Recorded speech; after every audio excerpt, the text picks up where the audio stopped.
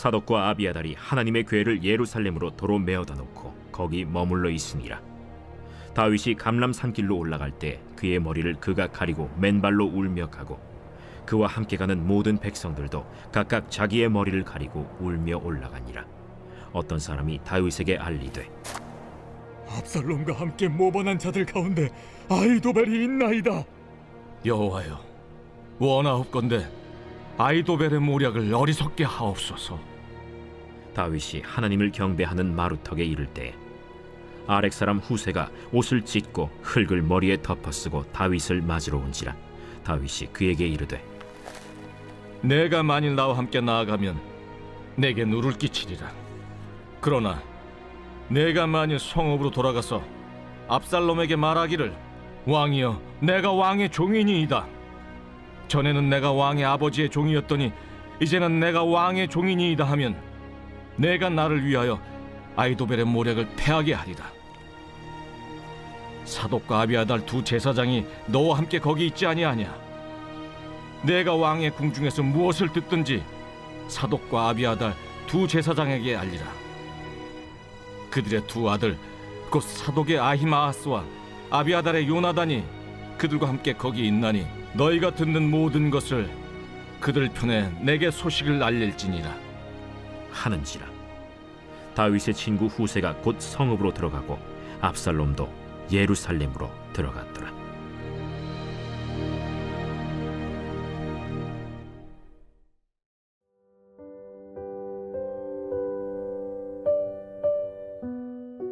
밀물이 빠지고 나면 그동안 물 아래 가려져 있던 바닥이 그대로 드러나죠. 아름다운 조약돌도 보이고 감추어졌던 쓰레기도 보입니다. 이처럼 우리 인생에도 평소에는 보이지 않았던 것들을 드러내는 시간이 있죠. 바로 고통의 시간입니다.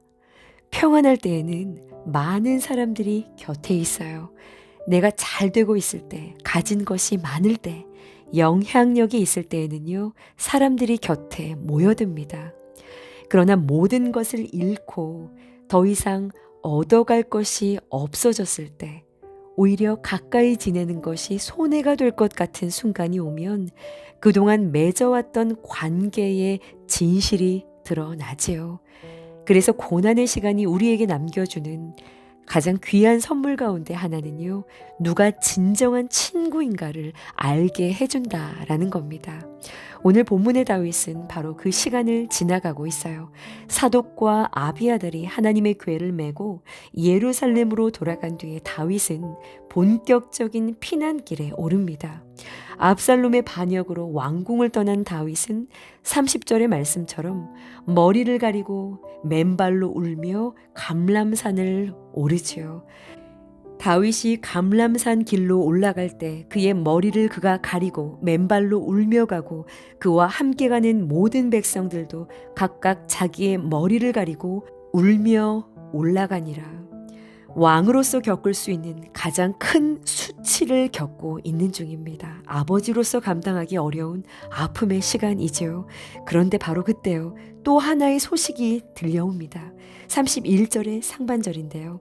아히도벨이 압살롬과 함께 모반한 자들 가운데 있다라고 하는 소식이었어요. 아히도벨이 누구인가요? 역대상 27장 33절은요, 그를 왕의 모사라고 부릅니다. 그는 다윗이 가장 신뢰했던 고문이었고요. 일반적으로 밧세바의 할아버지로 이해되는 인물이기도 합니다. 사람들은 그의 조언을 들을 때 마치 하나님의 말씀을 묻고 듣는 것처럼 그의 모략을 높이 평가했었죠. 다윗은 아들의 배신만으로도 견디기 어려운 시간을 지나고 있는데요. 왕궁을 함께 거닐고 나라의 중요한 일들을 함께 의논하며 자신의 마음 깊은 곳까지 나누었던 가장 가까운 사람까지 돌아섰던 겁니다. 많은 해석자들은요, 시편 55편에 나타난 가까운 친구의 배신을 압살롬의 반역과 이 아히도벨의 배신을 배경으로 이해하고 있어요. 이 시에는 가까운 사람에게 배신을 당한 다윗의 충격과 슬픔이 고스란히 담겨 있습니다. 나를 책망하는 자는 원수가 아니라 원수일진데 내가 참았으리라. 나를 대하여 자기를 높이는 자는 나를 미워하는 자가 아니라 미워하는 자일진데 내가 그를 피하여 숨었으리라. 그는 곧 너로다. 나의 동료, 나의 친구요, 나의 가까운 친우로다. 우리가 같이 재미있게 의논하며 무리와 함께하여 하나님의 집 안에서 다녔도다. 원수의 공격보다 더 아픈 것은 가까이 있는 자의 배신이라는 겁니다. 멀리 있는 사람이 던지는 돌보다 가까이 있던 사람의 돌아서며 더 깊은 상처를 남기죠. 이 소식을 들은 다윗은 무엇을 하나요? 31절의 하반절이에요. 여호와여, 원하옵건대 아히도벨의 모략을 어리석게 하옵소서. 비명처럼 가슴에서 터져나온 짧은 기도를 올린 겁니다. 하나님, 그의 지혜를 제가 감당할 수 없습니다. 그의 계략들을 무너뜨려 주십시오. 다윗에게는 아히도벨보다 더 뛰어난 계략이 없었어요. 그를 당장 막아낼 군사도 없었습니다. 하나님께 탄식하는 것 외에는 지금 다윗이 할 수 있는 것이 아무것도 없었던 것인데요. 놀랍게도 이 기도가 끝나자마자 한 사람이 나타난 것이죠. 옷을 찢고 머리에 흙을 뒤집어 쓴 바로 후세였습니다. 후세가 누군가요? 다윗의 고문으로 일했던 사람입니다. 그런데 성경은 이 아히도벨과 후세를 다르게 소개해요. 아히도벨은 왕의 모사라고 하죠. 후세는 왕의 친구로 소개합니다. 물론 후세도 지혜로운 사람이었어요. 그런데 성경이 그의 지혜보다 먼저 기억하는 것은요, 그의 충성입니다. 왕이 모든 것을 잃고 쫓겨날 때에도 왕을 찾아온 사람이었던 것이죠. 더욱이 후세의 우정은요, 단지 다윗 옆에서 함께 울어주는 것으로 끝나지 않습니다. 다윗이 후세에게 말하죠. 33절 이하에 기록되어 있는데요. 요지는 이것입니다. 네가 나와 함께 가면 내게 누가 될 것이다. 그러니 예루살렘으로 돌아가 이 아히도벨의 모략을 무너뜨려 달라. 후세가 돌아가야 할 곳은요, 안전한 곳이 아니었습니다. 반역자 압살롬이 장악을 하고 있는 예루살렘이었어요. 정체가 드러나면 목숨을 잃을 수 있는 적진 한 가운데였던 겁니다. 그런데요, 후세는 이 다윗의 부탁을 받고 돌아갑니다. 왕과 함께 도망가는 것보다 왕이 명한 자리로 돌아가는 것을 선택한 것이죠. 왕의 곁에 있는 위로보다 왕의 뜻을 이루는 순종을 선택한 겁니다. 왕에게 다시 나라를 돌려드릴 길을 만들기 위해서 아무도 알아주지 않는 그 위험한 자리로 들어간 것이지요. 오늘 본문 37절은 그런 후세를요, 다윗의 친구라고 말하고 있는 겁니다. 며칠 전에 오랜 친구인 한 목회자를 만났어요. 그 목사님은 자신이 섬기는 교회의 비전, 앞으로 향후 10년의 계획을 저에게 이야기해 주었습니다. 그리고 그 일을 함께 이루어갈 여러 분야의 전문적인 일꾼들이 교회 안에 세워져 있다는 이야기를 들려주었어요. AI 시대를 선도할 어떤 전문가, 어떤 업계의 어떠한 인재, 어떤 전공자, 말하면 탁하고 시행할 장로님들까지 감사한 마음으로 이야기를 나누신 것이었는데요. 솔직히 돌아서서 나오는 길에 제 마음은 부러운 마음이 들고 있더라고요. 그래서 터벅터벅 걸으며 하나님께 그런 말씀들을 드렸어요. 하나님, 누군가는 이런 것들을 이렇게나 많이 주셨는데 우리 교회는요 하는 순간 우리 교회의 표가 쭉 떠오르는 겁니다. 너나들이 교회는 예수님의 십자가 사랑, 속량의 은혜로 말미암아 죄의 종이 아닌 하나님의 친구요 자녀로 부름받은 교회입니다. 그래서 우리도 누군가의 친구로 살아가며 만나는 모든 이들이 우리로 하여금 진정한 친구 되신 예수님을 보게 되기를 원하는 교회입니다. 그리고 이어 오늘 말씀으로 말씀하시는 거예요. 우리 교회에는 친구가 있다는 겁니다. 하나님의 친구로 살아가기를 힘 다하는 하나님의 친구들이 있다는 거예요. 그렇지, 우리 교회는 비록 크고 화려한 건물이 없고 부서실도 차량도 여러 분야의 전문적인 인력도 많지 않지만 우리 교회에는 왕의 친구들이 있지. 주님, 그러네요. 우리 교회에는 당신의 친구들이 많이 있네요. 당신의 고난에 참여하고 눈물로 부르신 자리를 묵묵히 섬기는 충성된 당신의 친구들이 여기 있습니다. 세상의 지혜와 모략을 무너뜨리신 하나님의 방법은요, 인간적인 전략과 전술만이 아닙니다. 하나님은 왕을 끝까지 사랑하고 왕의 뜻에 순종한 한 사람, 다윗의 친구 후세를 사용하세요.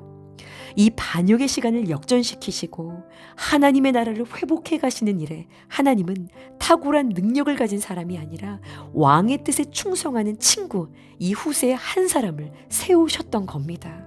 하나님은 하나님의 나라를 회복할 계획을 이루어 가시기 위해 하나님의 친구로 살아가겠다고 결단한 우리 교회를 기뻐하시리라는 확신이 들었습니다. 감사가 넘치기 시작했어요. 사랑하는 여러분, 교회의 힘은 얼마나 많은 전문가를 가졌느냐에만 있지 않죠.